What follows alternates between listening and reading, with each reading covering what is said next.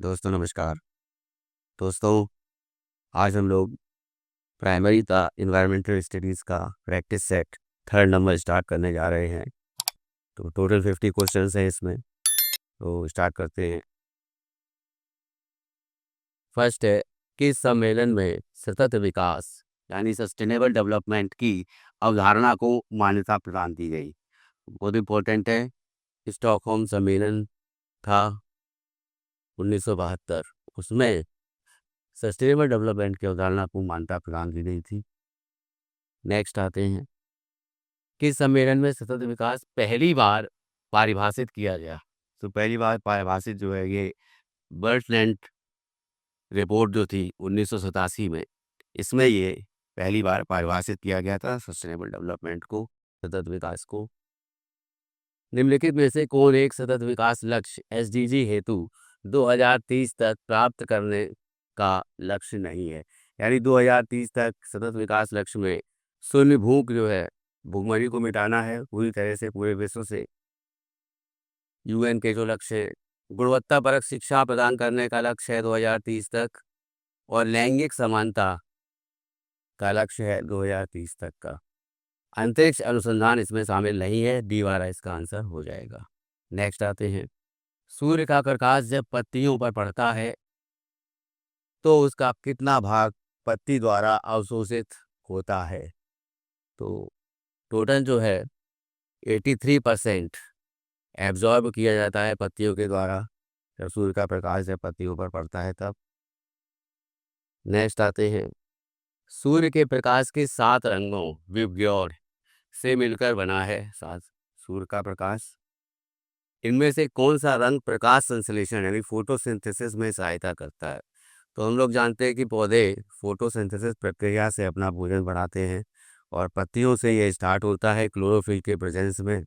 तो इसमें जो है प्रकाश संश्लेषण में सहायता के लिए जो रंग होता है वो है लाल और नीला, रेड एंड ब्लू। तो यहाँ पर हरा पीला बैंगनी है, ये नहीं होगा, रेड एंड ब्लू। नीला रंग भी जो है वो भी सहायक होता है प्रकाश संश्लेषण में। तो प्रकाश संश्लेषण में बेसिकली हम लोग जानते हैं कि कार्बन डाइऑक्साइड जो है वो छोड़ते हैं हम लोग, और जो पौधे हैं वो कार्बन डाइऑक्साइड को लेते हैं, और प्लस H2O वाटर के प्रेजेंस में इसमें सनलाइट और क्लोरोफिल फिल के प्रेजेंस में ये रिएक्शन होता है, C6H12O6 बनता है ग्लूकोज, और प्लस ऑक्सीजन बनता है। ये फोटोसिंथेसिस का कि जो रिएक्शन है वो बताई हमने। नेक्स्ट आते हैं, वनस्पतियों के सड़ने से कौन सी गैस निकलती है? इंपॉर्टेंट है, वनस्पतियों के सड़ने से कौन सी गैस निकलती है? तो वनस्पतियों के सड़ने, जब वनस्पति सड़ते हैं तो मीथेन गैस जो है वो निकलती है। नेक्स्ट आते हैं, मृदा में जल का प्रतिशत कितना होता है यार? या टोटल यहाँ पे परसेंटेज पूछा गया है कि कितना पानी जो है मृदा में होता है। तो मृदा में 25% पानी होता है, जल होता है, और 25% ही एयर होती है, वायु होती है, ये भी याद रखिएगा। नेक्स्ट आते हैं, क्लोरोफिल के निर्माण के लिए अति आवश्यक तत्व है।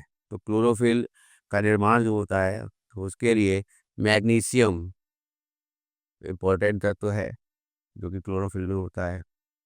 नेक्स्ट है, भारत में अवनालिका अपरदन यानी गली इरोजन से सर्वाधिक प्रभावित क्षेत्र है। तो गली इरोजन हम लोग जानते हैं, चंबल नदी जो होती है तो वो भी, उसमें भी गली इरोजन होता है। गली इरोजन बेसिकली मान लीजिए कोई रिवर इस तरह से जा रही है तो इसके द्वारा जो इरोजन होता है, या कह सकते हैं जो अपरदन होता है, अपरदन कहने का मतलब है जो इसके तटीय क्षेत्र में जो मिट्टी है वो पानी में मिलने लगती है और उसके जो किनारे हैं वो खत्म होने लगते हैं। तो ये जो है मालवा का पठार है, उसमें ये अवनालिका अपरदन सबसे ज़्यादा होता है। और मालवा के पठार से निकलने वाली नदियाँ जो हैं, जैसे राजस्थान के नीचे में और मध्य प्रदेश के थोड़ा सा ऊपर में मालवा का पठार लगता है, जहाँ से जो चंबल निकलती है और बेतवा निकलती है, कैन निकलती है और सिंध नदी जो वो भी निकलती है। नेक्स्ट आते हैं, निम्नलिखित में से कौन एक आंशिक परजीवी है? आंशिक परजीवी पौधा, तो इसमें अमरवेल दे रखा है, चंदन, पीपल और नारियल। तो याद रखिएगा, इसमें आंशिक परजीवी जो है वो चंदन है, नारियल, पीपल और अमरवेल ये नहीं है। नेक्स्ट आते हैं, भूमि की उर्वरता बढ़ाने वाले हैं। तो भूमि की उर्वरता कौन बढ़ाते हैं? कवक बढ़ाते हैं, जीवाणु बढ़ाते हैं, शैवाल बढ़ाते हैं, मेढक भी बढ़ाते हैं। तो भूमि की उर्वरता, जलीय जीव जो है, जो मेढक, वो भी भूमि की उर्वरता को बढ़ाते हैं। और साथ में जो कह सकते हैं कि केचुआ जो होता है वो भी भूमि की उर्वरता को बढ़ाता है। तो वो और मेढक जो है, जो बैक्टीरिया होते हैं और जो ऐसे जो ऑर्गेनिजम्स होते हैं जो कि भूमि की उर्वरता को रोकते हैं, तो ये उनका उनको जो है ये खा लेते हैं और उसके उससे क्या होता है कि भूमि की उर्वरता जो है वो बढ़ती है। तो इसलिए मेढक और केचुआ जो है वो भूमि की उर्वरता को भी बढ़ाते हैं। तो इसमें आंसर हो जाएगा सभी, डी वाला ऑप्शन जो है वो सही हो जाएगा। नेक्स्ट आते हैं, निम्न में से कौन एक कोणधारी वनों का उदाहरण है? कोणधारी वन यानी जो कोनिफेरस ट्रीज होते हैं, या कह सकते हैं कि ऐसे ट्री जिसको जो कॉनिकल फॉरेस्ट जो में आते हैं, यानी टैगा जलवायु में जो आते हैं। तो टैगा जलवायु जो है वो कोणधारी वन होते हैं उसमें। और इसमें उदाहरण है पूछा गया है, तो रेडवुड जो है ये कोणधारी वनों का उदाहरण है। लेमन ग्रास, सोलरेशिया और जनकुंभी ये कोणधारी वनों के उदाहरण नहीं है। नेक्स्ट आते हैं, लवणीय मृदा में उगने वाले पादपों को कहते हैं। तो ये याद रखिएगा, लवणीय मृदा में या फिर ऐसी सैलानी वाटर में, सैलानी सॉइल में जो उगने वाले पौधे होते हैं उनको हेलोफाइट कहा जाता है। मीसोफाइट जो आम वातावरण में, सामान्य वातावरण में जो उगते हैं पौधे, उनको मीसोफाइट कहा जाता है। ज़ेरोफाइट और एरेमोफाइट उनको कहा जाता है जो कि मरुस्थल में उगते हैं। और हाइड्रोफाइट जो पानी के अंदर होते हैं पौधे, उनको कहा जाता है। तो इसमें आंसर जो हो जाएगा ए, हेलोफाइट। नेक्स्ट आते हैं, नेक्स्ट है, निम्नलिखित में से कौन एक कीटभक्षी पौधा नहीं है? तो कीटभक्षी कौन सा नहीं है, यानी जो एक तरह से कह सकते हैं जो कीड़ों को खाता है। तो गतपर्डी, ड्रोसेरा और वीनस फ्लाई ट्रैप, और लॉरेंथस। इसमें गतपर्डी जो है इसको पिचर प्लांट भी बोलते हैं, तो ये भी एक कीटभक्षी है। ड्रोसेरा भी कीटभक्षी है, वीनस फ्लाई ट्रैप भी कीटभक्षी है, नेफिन्थस होता है वो भी कीटभक्षी होता है। लॉरेंथस ये कीटभक्षी ना होकर के ये पैरासाइट होता है। नेक्स्ट आते हैं, वन के पेड़ों की छालों पर उगे मिलते हैं।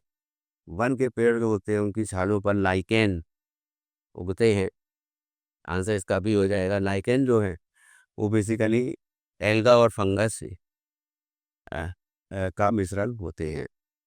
तो जहाँ पे घास भूमियाँ होती हैं, तो घास भूमियों के ऊपर जो है लाइकेन उगते हैं पर्वतों पर। नेक्स्ट आते हैं, निम्नलिखित नौवन गैसों में कौन सी वायुमंडल में नहीं पाई जाती है? तो वायुमंडल में हीलियम भी पाई जाती है, ऑर्गन भी पाई जाती है और नियोन भी पाई जाती है। रेडॉन जो है कि वायुमंडल में नहीं पाई जाती है। इसका आंसर हो जाएगा सी वाला।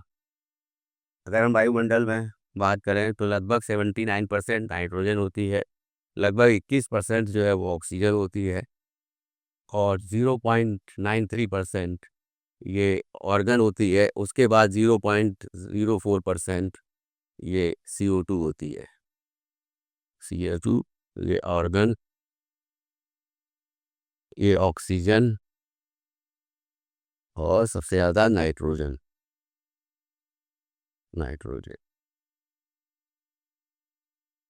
नेक्स्ट आते हैं, पारिस्थितिकी तंत्रों यानी इकोसिस्टम की बात हो रही है यहाँ पे। में सबसे बड़ा स्थलीय पारितंत्र माना जाता है, स्थलीय पारितंत्र माना जाता है। तो सदाबहार वन जो हैं ये नहीं माने जाते हैं, पर्णपाती वन भी नहीं माने जाते हैं।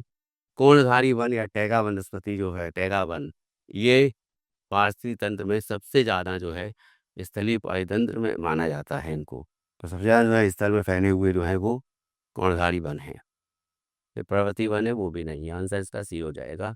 नेक्स्ट आते हैं, एक से अधिक जातियों का समूह जो किसी स्थान पर रहता है उसे कहते हैं।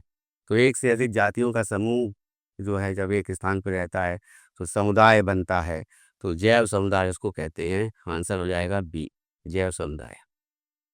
नेक्स्ट आते हैं, पारितंत्र में खाद्य श्रृंखलाओं के संदर्भ में निम्नलिखित में से किस प्रकार का या के जील अपघटक या डिकम्पोजर जीव कहलाता है या कहलाते हैं? तो इसमें जो डिकम्पोजर होते हैं वो कवक भी होते हैं और जीवाणु बैक्टीरिया भी होते हैं, फंगस होते हैं, वायरस नहीं होते हैं। ये कट जाएगा, यानी 2 और 3 इसका आंसर सही हो जाएगा। पारितंत्र हम लोग जानते हैं कि बायोटिक एंड एबायोटिक जो इसके जो है 2 कंपोनेंट होते हैं, इससे मिलकर ये बना होता है। बायोटिक में पेड़ पौधे और जीव जंतु आते हैं और एबायोटिक में वो फैक्टर्स आते हैं जिन पर ये डिपेंड होते हैं, जैसे टेम्परेचर हो गया, प्रेशर हो गया, ह्यूमिडिटी हो गया। तो ये सभी जो हैं ये उसके घटक होते हैं, तो ये एबायोटिक फैक्टर्स बोले जाते हैं। नेक्स्ट है, कौन सा तत्व पौधे में वृद्धि और प्रोटीन उत्पादन में सहायक होता है? तो पौधों में वृद्धि और प्रोटीन उत्पादन के लिए तो सहायक होता है वो है नाइट्रोजन। ए आंसर इसका हो जाएगा। नेक्स्ट आते हैं, भारत द्वारा रामसर संधि को किस वर्ष स्वीकार किया गया? बहुत इंपॉर्टेंट है, रामसर साइट्स भी पूछी जाती हैं। रामसर जो है ये 1971 में जो है ये संधि हुई थी और ये ईरान में है रामसर। तो 1982 में भारत इसका सदस्य बना था। अभी वर्तमान में 100 जो हैं 100 रामसर स्थल हैं, जिसमें सबसे ज़्यादा रामसर स्थल जो हैं वो तमिलनाडु में है 20, और उसके बाद जो है 10 जो हैं वो उत्तर प्रदेश में दूसरे नंबर पे हैं।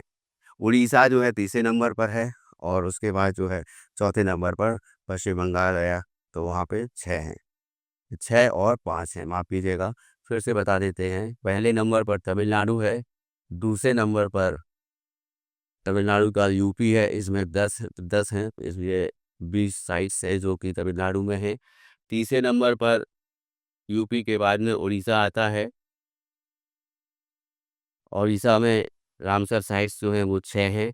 और चौथे नंबर पर एमपी आता है, माफ़ कीजिएगा एमपी बोला था मैंने, मध्य प्रदेश आता है, जिसमें 5 रामसर साइट्स हैं। तो ये भी याद रखिएगा कि 10 रामसर साइट्स जो है वो यूपी में कौन कौन सी हैं। ठीक है, नेक्स्ट आते हैं, सुरहाताल पक्षी विहार जो अब जयप्रकाश नारायण पक्षी विहार है, उत्तर प्रदेश के किस किस जिले में अवस्थित है? तो सुरहाताल पक्षी विहार, जयप्रकाश नारायण पक्षी विहार, ये 100 रामसर साइट बना है हाल ही में जून में, और ये जो है बलिया में अवस्थित है। नेक्स्ट आते हैं, नेक्स्ट है, सबसे अधिक आर्द्र भूमि यानी वेटलैंड्स स्थल में सर्वाधिक स्थल किस देश में है? तो याद रखिएगा, सर्वाधिक वेटलैंड्स जो हैं वो ब्रिटेन में हैं। तो पहले नंबर पे ब्रिटेन है, दूसरे नंबर पे मैक्सिको है, तीसरे नंबर पे भारत है। इसको भी याद रखिएगा, इंडिया की रैंकिंग 3rd है। ठीक है, आंसर इसका सी हो जाएगा, ब्रिटेन। नेक्स्ट आते हैं, भारत में सबसे अधिक आर्द्र भूमि क्षेत्रफल वाला राज्य है। तो ये मैंने अभी बताया कि सबसे ज़्यादा जो आर्द्र भूमि है वो क्षेत्रफल वाला राज्य गुजरात है। तो देखिए साइट्स जो है, कितनी साइट्स हैं, वो साइट्स में तमिलनाडु है, और अगर क्षेत्रफल पूछा जाए कि क्षेत्रफल में सबसे नंबर 1 पर कौन है, तो वो गुजरात है। ठीक, नेक्स्ट आते हैं, भारत में आर्द्र भूमि का क्षेत्रफल कुल भूभाग का कितना प्रतिशत है? तो यहाँ पे परसेंटेज पूछा गया है कि जो आर्द्र भूमि का स्थल है वो कितने परसेंट है टोटल जो भूमि है भारत की उसके। तो ये है 4.63%। इसको भी याद रखिएगा, मोस्ट इंपॉर्टेंट क्वेश्चन हैं ये आर्द्र भूमि को लेकर के, वेटलैंड्स को लेकर के। आर्द्र भूमि संरक्षण एवं प्रबंधन संस्थान बहुत इंपॉर्टेंट है, पूछा जा सकता है एग्जाम में। ये कहाँ अवस्थित है? तो आर्द्र भूमि संरक्षण एवं प्रबंधन संस्थान ये चेन्नई में अवस्थित है, याद रखिएगा इसको। नेक्स्ट है राष्ट्रीय झील संरक्षण योजना, नेशनल लेक कंजर्वेशन योजना जो है, प्लान है, वो कब प्रारंभ की गई? तो ये योजना 2001 में प्रारंभ की गई थी झीलों के संरक्षण को लेकर। नेक्स्ट आते हैं सबसे अधिक रामसर स्थल वाला राज्य है। देखिए हमने पहले बता ही दिया है कि तमिलनाडु जो है इसमें सबसे ज़्यादा रामसर स्थल हैं 20, उत्तर प्रदेश में 10 हैं, और सुरहाकाल पक्षी विहार जिसको जयप्रकाश नारायण पक्षी विहार है वो बलिया में है, वो 100th जो लास्ट जो 100th वाला जो रामसर स्थल बना है, इसको याद रखिएगा, यूपी में। तीसरे नंबर पर पंजाब और उड़ीसा दोनों में 6 ही हैं, और एमपी में 5 हैं। तो कभी अगर पूछा जाए क्रोनोलॉजी में भी तो याद रखिएगा तमिलनाडु, फिर यूपी, फिर पंजाब और उड़ीसा। ठीक है, नेक्स्ट आते हैं अंतर्राष्ट्रीय आर्द्र भूमि दिवस कब मनाया जाता है? अंतर्राष्ट्रीय आर्द्र भूमि वेटलैंड डे जो है, इंटरनेशनल वेटलैंड डे, वो 2 फरवरी को मनाया जाता है। आंसर हो जाएगा इसमें ए वाला। नेक्स्ट आते हैं निम्नलिखित में से कौन एक मैंग्रोव वनस्पति स्थल नहीं है? मैंग्रोव जो है वो जैसे सुंदरबन में है, जो सुंदरी वृक्ष है तो वो मैंग्रोव्स कहे जाते हैं। तो दलदली जो पौधे होते हैं, दलदल में उगते हैं, उनको मैंग्रोव कहा जाता है। तो भीतरकनिका झील ये भी मैंग्रोव वनस्पति है। चिल्का झील भी मैंग्रोव वनस्पति स्थल है, ये दोनों में मैंग्रोव वनस्पति होती है। पुलिकट झील जो है वो भी जो है मैंग्रोव वनस्पति उसमें होती है। कोलेरू झील ये आंध्र प्रदेश में है, इसमें मैंग्रोव वनस्पति नहीं होती है। तो भीतरकनिका उड़ीसा में है, चिल्का भी उड़ीसा में है, और पुलिकट जो है वो आंध्र प्रदेश में है। तो आंसर हो जाएगा इसका डी, जिसमें कि मैंग्रोव वनस्पति नहीं उगती है। नेक्स्ट आते हैं 2 जैविक समुदायों के मध्य का संक्रमण क्षेत्र कहलाता है। तो 2 जैविक समुदाय हैं, उनके मध्य का जो संक्रमण क्षेत्र है वो इकोटोन के नाम से जाना जाता है। डी आंसर इसका सही हो जाएगा। नेक्स्ट आते हैं 18वीं वन रिपोर्ट। 18वीं वन रिपोर्ट जो है 2023 के अनुसार कुल वनाच्छादित क्षेत्र, उसके अनुसार जो टोटल जो फॉरेस्ट एरिया है वो देश के कुल भौगोलिक क्षेत्रफल का कितना हिस्सा है? ये मोस्ट इंपॉर्टेंट क्वेश्चन है, याद रखिएगा। ये जरूर इस तरह से ये क्वेश्चन जो है हमेशा एग्जाम में पूछा जाता है। तो याद रखिएगा 21.76% क्षेत्र जो है वो वनों से ढका हुआ है। इसमें वृक्ष वृक्ष शामिल नहीं है, केवल वन है। तो 21.76%। नेक्स्ट है निम्नलिखित राज्यों को प्रतिशत के आधार पर वनावरण क्षेत्र के आधार पर सही क्रम में लगाएं। तो प्रतिशत के आधार पर, परसेंटेज के आधार पर याद रखिएगा कि मिजोरम में सर्वाधिक परसेंटेज है, और सबसे हाईएस्ट परसेंटेज होने के साथ साथ जो ग्रोथ हुई है, यानी वनावरण में जो वृद्धि हुई है, जो 2023 की रिपोर्ट के अनुसार जो है, तो वो वृद्धि जो है सर्वाधिक वृद्धि वो मिजोरम में ही हुई है, वनों की वृद्धि। तो ये भी याद रखिएगा कि पहले नंबर मिजोरम, माफ कीजिएगा, दूसरे नंबर पर अरुणाचल प्रदेश, फिर तीसरे नंबर पर मेघालय, फिर मणिपुर। तो यानी कि 2, 1, 3, 4 हो जाएगा, यानी बी वाला ऑप्शन जो है ये सही हो जाएगा। ये हो जाएगा 2, 1, 3, 4। नेक्स्ट आते हैं, नेक्स्ट क्वेश्चन है निम्नलिखित राज्यों को वनावरण क्षेत्रफल के आधार पर सही क्रम में लगाएं। तो हम लोग जानते हैं कि मध्य प्रदेश में सबसे ज़्यादा वन होते हैं। तो पहले नंबर पे मध्य प्रदेश हो गया, दूसरे नंबर पे अरुणाचल प्रदेश हो गया, तीसरे नंबर पे उड़ीसा हो गया, और चौथे नंबर पे छत्तीसगढ़ हो गया। यानी 1, 2, 4, 3, 1, 2, 4, 3, ये डी वाला ऑप्शन जो है ये सही हो जाएगा। 1, 2 नहीं, 1, 2, 3, 4 ही होगा इसमें। छत्तीसगढ़ पहले है, 3 और फिर 4 ये। तो 1, 2, 3, 4 ये ऑप्शन जो है ये सही हो जाएगा। नेक्स्ट आते हैं भारतीय रिपोर्ट का प्रकाशन भारतीय वन सर्वेक्षण विभाग द्वारा कब से किया जा रहा है?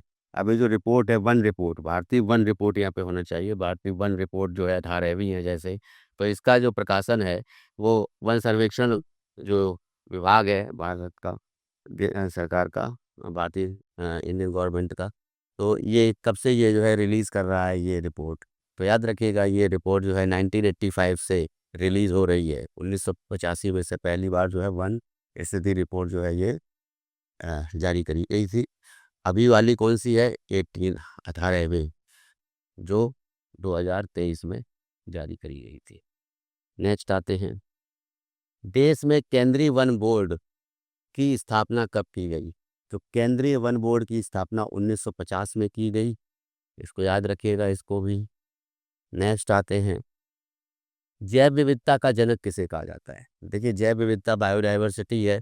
जैसे मान लीजिए एक ही स्पीसीज जो नंबर ऑफ स्पीसीज जो हैं वो जिसको कह सकते हैं कि कोई भी अगर पौधा है या कोई भी जीव है, तो जीव जंतु है, तो उनकी जो स्पीसीज जो हैं या प्रजातियां जो हैं, वो प्रजातियां जो हैं वो एक से अधिक प्रजाति या कई तरह की प्रजातियां पाई जाती हैं। तो वो जो है उसमें जो है वो उसको जैव विविधता कहा जाता है। तो ये जैव विविधता जो है सर्वाधिक होती है, अगर हम बात करें तो जैव विविधता सर्वाधिक पाई जाती है जो इंडिया में है, तो वो शांत घाटी में केरल में पाई जाती है। और जैव विविधता का जनक जिसको बोला जाता है, तो ये ईओ विल्सन को बोला जाता है। पारिस्थितिकी के जनक एजी टर्नसले को बोला कहा जाता है। और डब्ल्यू जी रोजन ने ये शब्द दिया था, जैव विविधता शब्द दिया था डब्ल्यू जी रोजन ने जैव विविधता। और रेमंड दसमान को भी याद रखिएगा, रेमंड दसमान जो थे इन्होंने जैविक विविधता शब्द दिया था। जहाँ पे जैविक विविधता शब्द जो है, अगर जैविक शब्द आ जाएगा तो वो रेमंड दसमान ने इसको दिया था। आंसर इसका हो जाएगा डी, ईओ विल्सन, जिनको जैव विविधता का बायोडाइवर्सिटी का जनक कहा जाता है।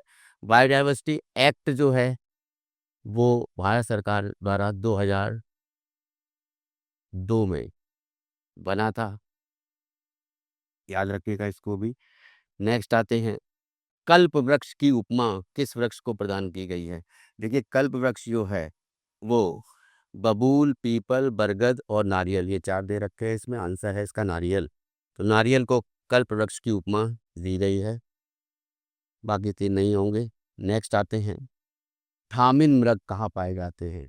तो थामिन मृग, तो अगर हम बात करें मृग परियोजना की, तो अलग अलग परियोजना जो है, जैसे 1973 में जो सबसे पहले टाइगर प्रोजेक्ट आया, 1975 में घड़ियाल या मगरमच्छ प्रोजेक्ट आया, थामिन मृग मृग प्रोजेक्ट भी जो है मणिपुर में जो है थामिन मृग पाए जाते हैं। और ये लोकटक झील के पास में, तो लोकटक झील में केबुल लमजाओ नेशनल पार्क जो है वो झील के अंदर बसा हुआ है, ये भी याद रखिएगा। तो ये आंसर हो जाएगा इसमें लोकटक झील, जो मणिपुर में थामिन मृग परियोजना स्टार्ट करी गई थी 1975 में। तो ये परियोजनाओं के बारे में भी मैंने प्रीवियस क्लासेस में बता दिया है, बहुत विस्तार से क्वेश्चन सब कराए हैं। तो जैसे 73 में जो है टाइगर की हो गई, 75 में ये हो इनकी हो गई। उसी तरह से जो है 1987 में जो है गैंडा की परियोजना आई, 1992 में जो है हाथी परियोजना आई। तो इस तरीके से जो है प्रीवियस क्वेश्चंस को भी आप देख लीजिएगा, और जो अब पिछले क्वेश्चंस पेपर में भी इसको एक्सप्लेन किया है पूरी तरह से।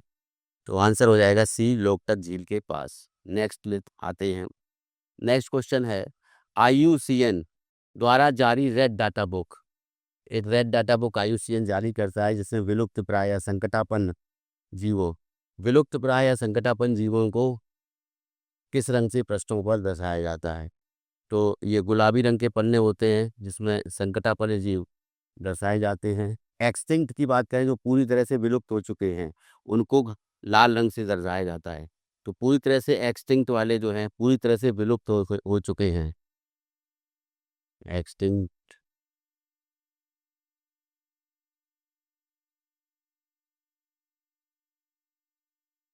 तो एक्सटिंक्ट, तो एक्सटिंक्ट जो है लाल रंग के जो पन्ने होते हैं उनमें जो पूरी तरह से विलुप्त हुए जीवों को दर्शाया जाता है। और संकटापन्न जीव वो होते हैं जो विलुप्त होने की कगार पर हैं। ऐसे जो जीव होते हैं उनको रेड डाटा बुक जो रिलीज करती है IUCN संस्था, वो गुलाबी पन्नों से उनको, वो जो बुक होती है उसमें गुलाबी पन्ने जो होते हैं उनमें उन जीवों की लिस्ट होती है जो संकटापन्न होते हैं। नेक्स्ट आते हैं, टोडा जनजाति किस राज्य में निवास करती है? देखिए, जनजातियों को आप फिर से अच्छी तरह से याद कर लीजिए, कौन से राज्य में कौन सी जनजाति निवास करती है। टोडा जनजाति जो है ये तमिलनाडु में निवास करती है। चेंचू जनजाति का नाम पूछा जाता है, ये छत्तीसगढ़ माफ कीजिएगा, आंध्र प्रदेश और तेलंगाना में होती है चेंचू जनजाति। उसी तरह से आंध्र प्रदेश और तेलंगाना में, उसी तरह से छत्तीसगढ़ और मध्य प्रदेश में भील जनजाति होती है। और सांसी जो है वो पंजाब में होती है, सांसी जनजाति। उसी प्रकार से जैसे गारो खासी जयंतिया जो है, जो मेघालय की पर्वत है, वो तो वही जनजातियों के भी नाम है वहाँ पर। रेयांग त्रिपुरा में होती है और त्रिपुरा में पाई जाती जनजाति। और लेपचा जो है वो सिक्किम में पाई जाती है। और जैसे अ, और भी जनजातियां हैं, जैसे मान लीजिए गद्दी जनजाति है तो वो हिमाचल प्रदेश में है। और जैसे संथाल हुई या हो हुई या फिर मुंडा जनजाति हुई, ये झारखंड में है। और इसी प्रकार से जो भी जनजातियां हैं उनको अच्छी तरह से आप लोग याद कर लीजिएगा। नेक्स्ट आते हैं, भारत में जैव विविधता की दृष्टि से धनी स्थान है। तो जैव विविधता की दृष्टि से सबसे ज़्यादा जो धनी स्थान है वो है पश्चिमी घाट। लेकिन नीलगिरी में पश्चिमी घाट और पूर्वी घाट आकर मिलते हैं, और वहीं पर शांत घाटी भी है नीलगिरी में। इसीलिए जैव विविधता अगर पर्टिकुलर पूछा जाए तो नीलगिरी में सबसे ज़्यादा है। तो पश्चिमी घाट और पूर्वी हिमालय, ये जरूर याद रखिएगा, यहाँ दो जगह जो ऐसी हैं जो जिनमें जैव विविधता सर्वाधिक पाई जाती है भारत में। ये पूर्वी घाट होना चाहिए था। ठीक है, आंसर इसका ए हो जाएगा। अगर पूर्वी हिमालय भी दे रखा है तो वो भी हो जाएगा। नेक्स्ट है, वर्तमान में राष्ट्रीय महिला आयोग के अध्यक्ष हैं। क्वेश्चन राष्ट्रीय महिला आयोग के अध्यक्ष पूछा जाता है एग्जाम में, कभी कभी टेट के पेपर में भी पिछली बार आ चुका है। तो इसमें मीरा सेठ, विजय किशोर राहटकर, जयंती पटनायक। देखिए, जयंती पटनायक जो थी ये पहली महिला जो थी वो राष्ट्रीय महिला आयोग की अध्यक्ष बनी थी। इस समय जो है विजया किशोर राहटकर हैं। बी वाला आंसर इसमें सही हो जाएगा। डॉक्टर अर्चना मजूमदार ये मेंबर हैं महिला आयोग की। अच्छा, मीरा सेठ जो है, तो याद रखिएगा, मीरा सेठ समिति ये पूछी जाती है, तो मीरा सेठ समिति जो है ये हथकरघा से संबंधित है। तो दो समिति है, एक आबिद हुसैन समिति और मीरा सेठ समिति, ये दोनों जो हैं हथकरघा से संबंधित हैं, हथकरघा उद्योग से। नेक्स्ट आते हैं, सक्षमा पहल का संबंध है स्वयं सहायता समूह के साथ महिलाओं को जुड़ना, महिलाओं के लिए हेल्पलाइन सेवा, एसिड अटैक पीड़ितों की सहायता और दिव्यांग महिलाओं की सहायता। इसमें इसका आंसर हो जाए, जो सक्षमा जो है वो एसिड अटैक पीड़ितों की सहायता के लिए, जो एसिड अटैक जो पीड़ित होते हैं उनकी सहायता के लिए जो सक्षमा पहल है चलाई गई है महिला महिला आयोग द्वारा, राष्ट्रीय महिला आयोग के द्वारा। नेक्स्ट आते हैं, सरकारिया समिति या सरकारिया कमेटी का संबंध किससे है? तो सरकारिया समिति जो है ये केंद्र राज्य संबंध जो है, इसके संबंध में ये सरकारिया समिति 1983 में बनी थी। तो केंद्र राज्य संबंध को लेकर के ये समिति जानी जाती है। पंचायती राज को लेकर के हम लोग जानते हैं कि बलवंत राय मेहता कमेटी है, अशोक मेहता कमेटी है। उसके बाद जो है चुंगन समिति भी आई थी। और उसके साथ साथ जो है इसमें पंचायती राज से समिति संबंधित हो गई। बाकी स्वास्थ्य, शिक्षा, शिक्षा से संबंधित पूछा जाता है क्वेश्चन कि शिक्षा जो है किस सूची का विषय है, तो संवर्ती सूची का विषय है। शिक्षा से संबंधित जो शिक्षा का अधिकार है वो कब आया? 86वां संविधान संशोधन जो है 2002 में हुआ, उसके द्वारा जो है शिक्षा को मौलिक अधिकार बनाया गया था। जो प्रारंभिक एवं अनिवार्य शिक्षा का प्रावधान किया गया था। ठीक है, तो 6 से 14 साल के लिए प्रारंभिक एवं अनिवार्य शिक्षा का प्रावधान किया गया। 6 से 14 साल तक के बच्चे, उनको जो है शिक्षा का अधिकार है। ठीक है, नेक्स्ट आते हैं, लंगर प्रथा को प्रारंभ करने वाले सिख गुरु कौन थे? लंगर प्रथा को प्रारंभ करने वाले सिख गुरु जो थे वो थे गुरु अमरदास। तो ये याद रखिएगा, गुरु अमरदास जो थे इन्होंने लंगर प्रारंभ किया था। गुरु हरिकिशन ये सबसे कम बाल्यावस्था में ये गुरु बन गए थे, सिख गुरु बन गए थे। सबसे कम आयु के जो है ये बोले जाते हैं हरकिशन को, जो गुरु हरकिशन को सबसे कम आयु के सिख गुरु बने। गुरु रामदास ने अमृतसर अमृतसर शहर की नींव डाली थी। गुरु अर्जुन देव ने अमृतसर नगर में ही जो मंदिर है जिसको कि स्वर्ण मंदिर कहते हैं उसको उसको स्थापना जो है अर्जुन देव ने की थी। ये भी याद रखिएगा। उसके बाद अ, जैसे अगर पूछ जाता है कि गुरु अंगद ने क्या किया, तो गुरु अंगद ने गुरु मुखी लिपि जो है उसको स्टार्ट की थी। 10वें गुरु जो थे वो गुरु गोविंद सिंह थे, तो वो भी पूछा जाता है एग्जाम में। नेक्स्ट आते हैं, सती प्रथा का सर्वप्रथम साक्ष्य मिलता है। तो सती प्रथा का जो पहला साक्ष्य है वो भानुगुप्त के ऐरण अभिलेख से मिलता है। तो इसमें आंसर हो जाएगा ऐरण अभिलेख से सी। उसके बाद आते हैं जूनागढ़ अभिलेख। ये रुद्रदामन का जूनागढ़ अभिलेख जो है ये बेसिकली रुद्रदामन का जो थे वो भी बौद्धिस्ट बुद्ध बन गए थे, तो उसके लिए वो ये रुद्रदामन का जूनागढ़ अभिलेख जाना जाता है। बुद्ध की शिक्षाओं के लिए जो जानकारियां हैं बौद्ध धर्म की वो इस अभिलेख में मिलती हैं। नेक्स्ट आते हैं, कौन एक सही सुमेलित नहीं है। कॉमनवेल्थ पत्रिका ये एनी बेसेंट ने निकाली, सही है। आनंद मठ बंकिम चंद्र चटर्जी ने लिखी, ये भी सही है। ट्रांजिशन इन इंडिया ये एम.एन. राय ने लिखी थी, सुभाष चंद्र बोस ने नहीं लिखी थी, एम.एन. राय, मानवेंद्र राय। और सुभाष चंद्र बोस ने इंडियन स्ट्रगल लिखी, और हिंद स्वराज जो है ये महात्मा गांधी ने लिखी थी, महात्मा गांधी। हालांकि इसमें दो ऑप्शन ऐसे हैं जो गलत दे रखे हैं। तो गोपाल कृष्ण गोखले तो खैर महात्मा गांधी जी के गुरु थे, सर्वेंट्स ऑफ इंडिया सोसाइटी की स्थापना करी थी इन्होंने, ठीक है। तो ये टोटल जो है, फिर नेक्स्ट आते हैं ऑस्ट्रेलिया की राजधानी है जो पर्थ, विलिंगटन, सिडनी और कैनबरा। तो ऑस्ट्रेलिया की राजधानी कैनबरा है। बचे हुए 3 शहर जो हैं वो भी ऑस्ट्रेलिया में ही हैं। और दुनिया की सबसे बड़ी कोरल रीफ जो बोली जाती है वो भी ग्रेट डिवाइडिंग लाइन जो पर्वतमाला है उसके ऊपर में क्वींसलैंड है। तो क्वींसलैंड में जो है coral reef, great barrier reef जो है वो बसी हुई है। मूंगा की चट्टानें होती हैं कोरल रीफ। तो ये इम्पोर्टेंट जो है 50 क्वेश्चंस हम लोगों ने अभी किए। और नेक्स्ट जो क्लास जो होगी या फिर नेक्स्ट जो मैं वीडियो अपलोड करूँगा वो भी किसी का इन्वायरमेंट को लेकर ही होगा। और ये क्वेश्चंस जो हैं दोनों प्राइमरी के लिए भी और जूनियर के लिए भी इम्पोर्टेंट हैं, इनको ज़रूर याद रखिएगा। Thank you.